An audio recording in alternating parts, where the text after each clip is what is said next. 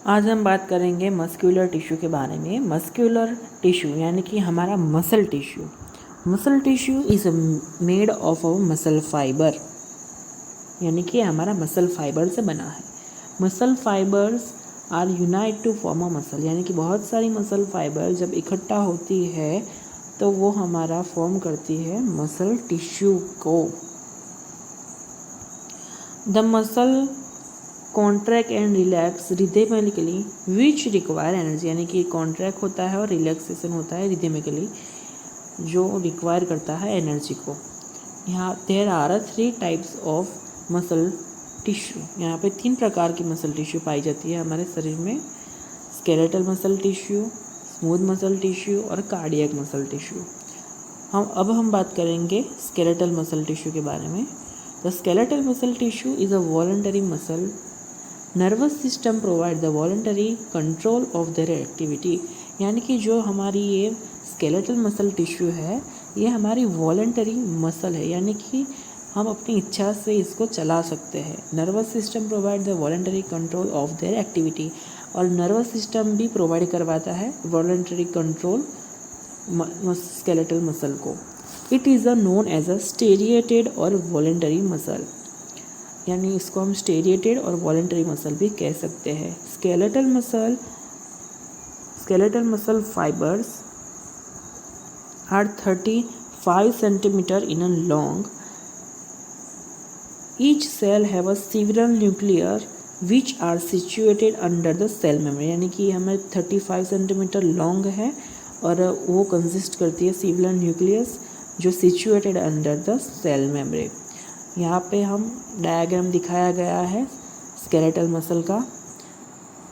अब skeletal muscle में की हम बात करते हैं तो स्केलेटल मसल कवर होती है एक कनेक्टिव टिश्यू शीट से, यानी कि ये हमारे स्केलेटल मसल है ये कवर होती है एक कनेक्टिव टिश्यू की शीट से। इसको हम बोलते हैं एपिमीशियम, यानी कि हम यहाँ पे सिंपल से बारे में देखते हैं। ये हमारी स्केलेटल मसल है, ये हमारी कवर होती है एक शीट से, इसको बोलते हैं हम एपिमीशियम, इसको हम बोलते हैं एपिमीशियम। अब हम बात करेंगे तो ये हमारी ये एपिमीशियम है वो कंसिस्ट करती है फेसिकल्स। अब यहाँ पे फेसिकल्स क्या है, तो फेसिकल्स के अंदर स्मॉल नंबर, यानी कि हमारा हो गई है स्केलेटल मसल। अब स्केलेटल मसल के अंदर बहुत सारी आपकी होगी स्केलेटल फाइबर। अब जो यहाँ पे होगी उसमें हम यहाँ पे फेसिकल्स होगी, यानी कि ये यहाँ पे एक फेसिकल मैंने दिखा दी, ये फेसिकल है वो फर्दर कवर होगी एक लेयर से, इसको हम बोलेंगे पेरिमीशियम। यहाँ पे दिखाई गई है पेरिमीशियम। ये हमारी हो गई स्केलेटल मसल। स्केलेटल मसल के अंदर फेसिकल्स, बहुत सारी फेसिकल्स होती है जो सराउंड होती है एपिमीशियम से, और ये फेसिकल्स भी सराउंड होती है पेरिमीशियम से। अब पेरिमीशियम में भी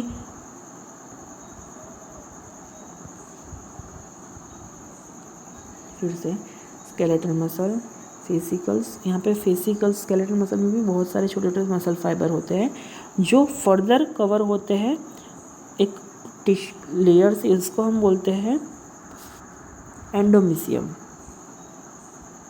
हम इसका डिटेल में देखते हैं अभी।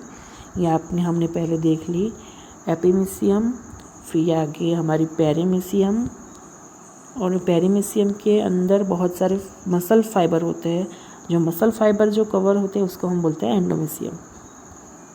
और जो ये पूरी मसल फाइबर जो स्केलेटल मसल है वो अटैच होती है टेंडम से थ्रू द बोन। यहाँ पे हम बात कर लेते हैं। A skeletal muscle consists of the large number of muscle fiber. The all muscle fibers are covered in a connective tissue sheet called as एपिमीशियम। हमने बात कर ली थी कि ये हमारे बहुत सारे मसल फाइबर है जो जिससे कवर होते हैं, उसको हम बोलते हैं एपिमीशियम को, एपिमीशियम।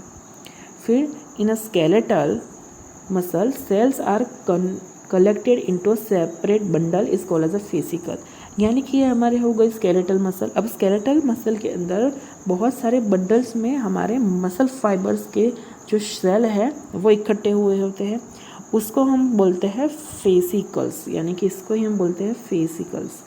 अब फेसिकल्स का हमने ऐसा सोचा था कैसे होती है, पर एक्चुअल में ये ऐसी होती है क्योंकि हमारी मसल फाइबर का पूरा स्ट्रक्चर है ऐसा होता है। फिर in a fascicles there are many individual muscle cells. There are warped in a fine connective tissue layer called as endomysium, यानी कि यहाँ मैंने देख लिया था ये मसल फाइबर, इसके अंदर सेपरेट बंडल में होगी फेसिकल, फेसिकल में भी होगी बहुत सारी हमारी होगी इंडिविजुअल मसल सेल्स जो कवर होगी हमारी लेयर से, उसको बोलते हैं endomysium. The all fibers bind in connective tissue and form a tendons, यानी कि ये पूरा जो है वो टेंडम से कनेक्ट होता है through the bone.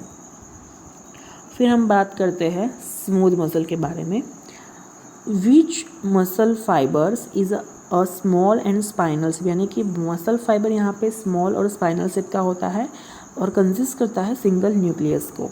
Actin and myosin filaments are scattered throughout the cytoplasm, यानी कि यहाँ पे मैंने डायग्राम दिखाया गया है स्केलेटल स्मूथ मसल का। तो स्मूथ मसल में क्या होगा कि एक्टिन और मायोसिन के जो फिलामेंट्स हो गए ये कस करते हैं कंट्रैक्शन और relaxation of the muscle skeletal muscle का, ये कॉन्ट्रैक्शन और रिलैक्सेशन प्रोवाइड करवाता है। इसका आप डिटेल स्टडी करोगे आगे के टॉपिक्स में स्केलेटल सिस्टम में। ये कहाँ पे पाई जाती है? Layer around the respiratory, digestive, reproductive and circulatory tract wall of the blood vessels. It is and known as a involuntary muscle or visceral organ, यानी कि ये इनवॉलेंटरी मसल है। अब हम बात करते हैं कार्डियक मसल के बारे में।